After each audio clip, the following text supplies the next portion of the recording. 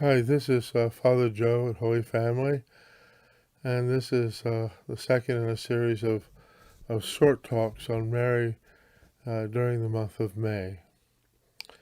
The indelicate humanity of Jesus and Mary. Once more prudish than our European counterparts, even depictions of naked angels in the Vatican would make American adults cringe and children giggle. As a boy, I recall a painting of Mary that disturbed me because it was not like the chaste depiction of the sorrowful mother in the parish church. The picture illustrated the Blessed Mother with the infant Jesus suckling at one of her exposed breasts. It did not strike me as overtly sexual, as it might for many in our oversexed society at present, just a bit embarrassing.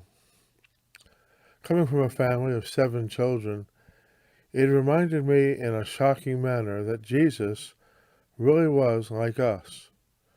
He was God come down from heaven, but as a baby he still depended upon his mother's milk. She nursed Jesus from her own flesh. In return, Jesus would give us sustenance from his cross in the Eucharist. Reflecting both on Mary's dependence upon Christ and her active cooperation in his redemptive work, it seems to me that she now spiritually nurses the mystical body of Christ, the Church.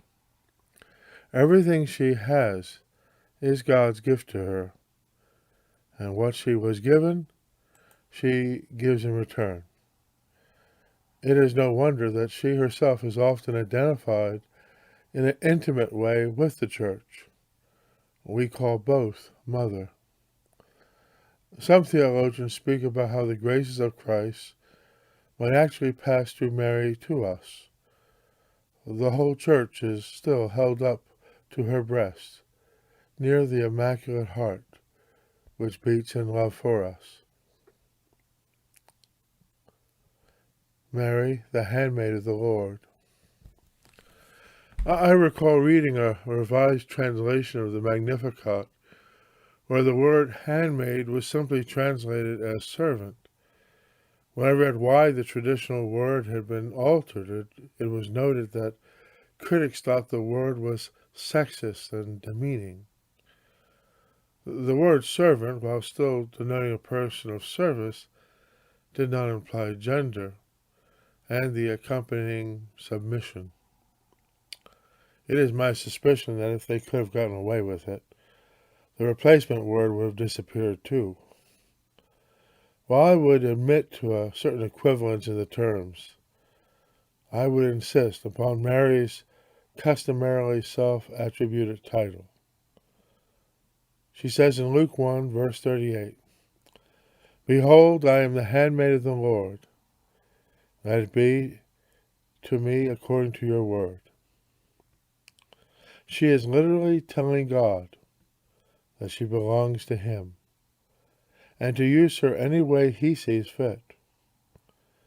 Mary teaches us a fundamental lesson about what it means to be a disciple of the Lord.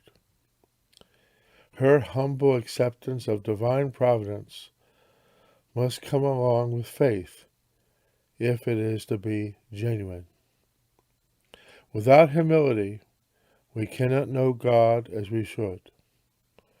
Without humility, even the slightest act of charity and religious observance becomes an arduous chore. The yes of Mary to God's message, as brought to her by an angel, stands in stark conflict with the no of Satan and of those who dissent in the Church.